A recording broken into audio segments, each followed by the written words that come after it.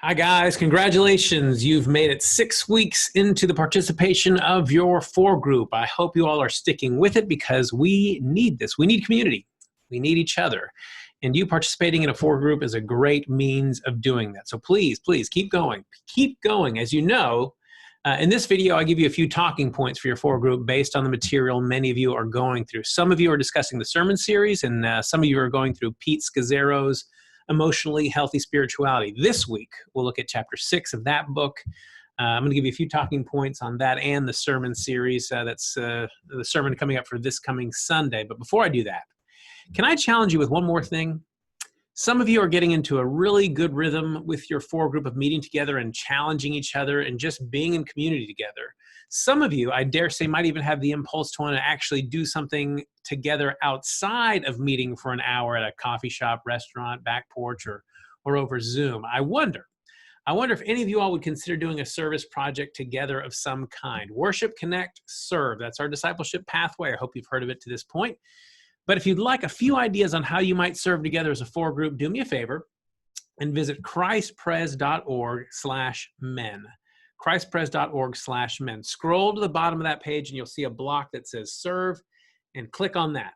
And on that page, you'll see a number of ideas and opportunities where you might serve together as a 4 group, or even if you just got a couple of friends, a couple of other guys you want to serve with as a family, even you can do these some of these ideas. Look over the ideas. They're all needs, particularly for men, all right, that we have needs in the community that you all as men can help fulfill, and we'd love for you to participate in that, okay? That's christpres.org/men. Click on the box that says serve, and we'll have all those details for you there. With that, on with the cheat sheet. First of all, let's talk about the sermon that's coming up for this week. We're starting a new series called Politics. Now, I know many of you, just hearing the word politics is enough to make you want to run and hide somewhere. Well, fear not. Everything you fear about having a political discussion, well, hopefully this short 3-week sermon series will help you feel better about that.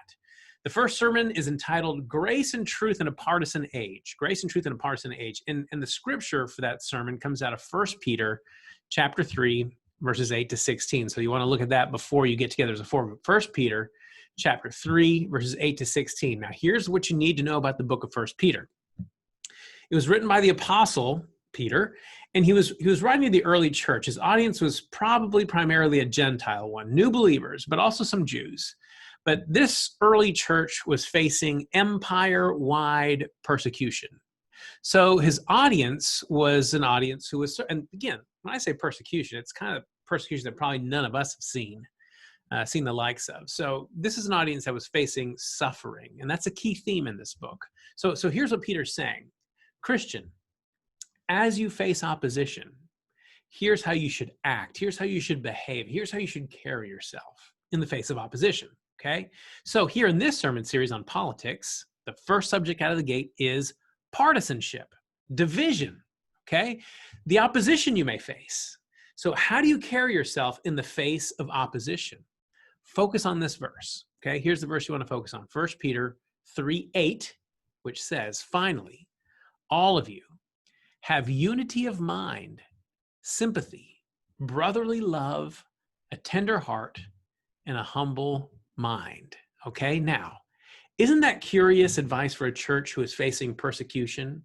Not stay in the fight, punch harder, punch harder than they do, or stand up for yourselves. No, his words center around the idea of, just as Jesus did, he did not count his position as something to be grasped, but he emptied himself. He humbled himself. Okay, so here's the talking point. How can you show humility? Remember a couple weeks ago I said humility is a secret sauce to Christianity? Yep, same thing here. How can you show humility during a season that calls you to take sides? How can you show humility during a season that calls you to take sides? And in what ways, right now, can you show unity, sympathy, brotherly love, and a tender heart, and a humble mind, right? How can you show those things during a season when you wouldn't otherwise? How can you go out of your way to show these things to your brother, your neighbor, family member, not assert your rights, not make claim to your rightful position, but lay down your life? How can you do that during this season? Okay, moving on.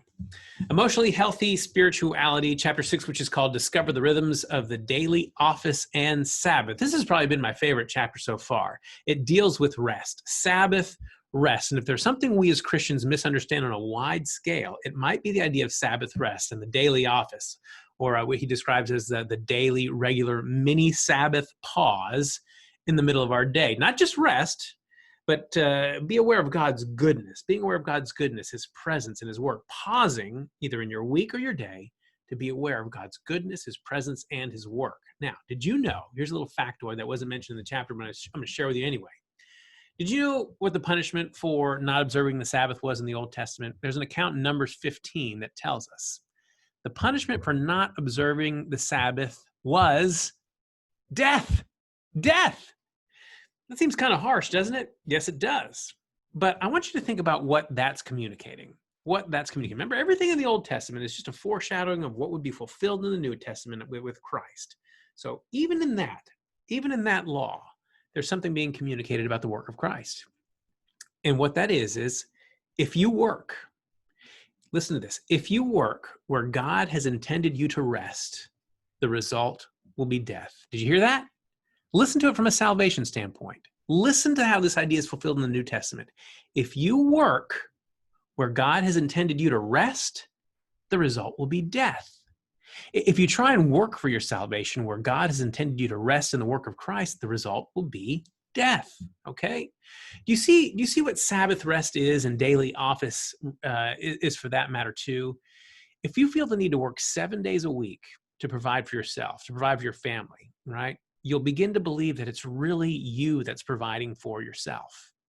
Sabbath rest is a declaration of trust. I'm going to stop. I'm going to take a break from my work of providing for myself and my family. And in so doing, I'm declaring that I am trusting in the work of the one who really does provide for me in every way. This is what the daily office is too. A pause in your day to remind yourself in the midst of all the chaos, God is my provider. You're pausing to remember who he is and making this a regular habit cements this idea in your mind. And in the end, who reaps the blessing? Who reaps the blessing of Sabbath rest? You do. You do, because you have a greater awareness of this and a greater awareness of his presence and his grace and his mercy that he's given to you.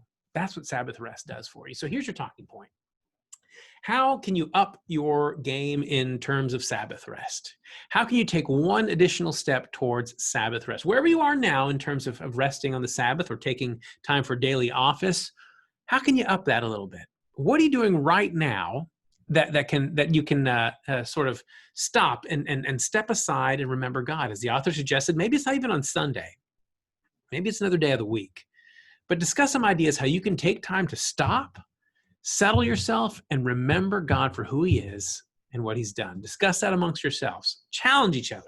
How can we stop, remember who God is, and remember what he's done for us and how he's provided for us? And that's what Sabbath rest is all about. I hope that's helpful.